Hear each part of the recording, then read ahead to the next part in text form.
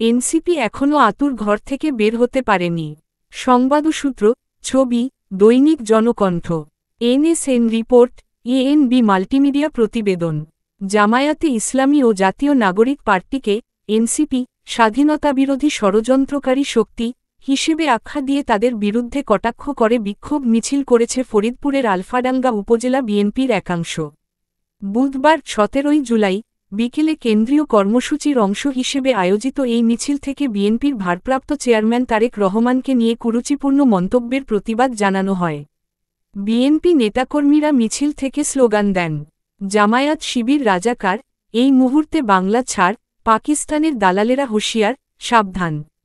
মিছিলটি আলফাডাঙ্গা উপজেলা বিএনপির কার্যালয়ের সামনে থেকে শুরু হয়ে বাজারের বিভিন্ন সড়ক প্রদক্ষিণ করে মুক্তিযোদ্ধা কমপ্লেক্স ঘুরে শেষ হয় আলফাডাঙ্গা বাজারের চৌরাস্তায়।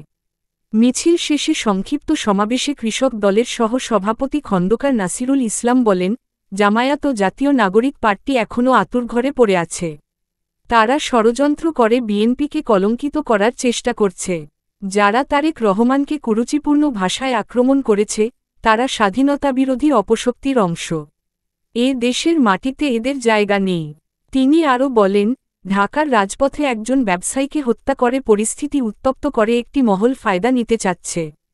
তারপর সেই প্রতিবাদ মিছিলকে ব্যবহার করে বিএনপির শীর্ষ নেতৃত্বকে হে করার অপচেষ্টা হয়েছে। এর জবাব দিতে আমরা রাজপথে আছি।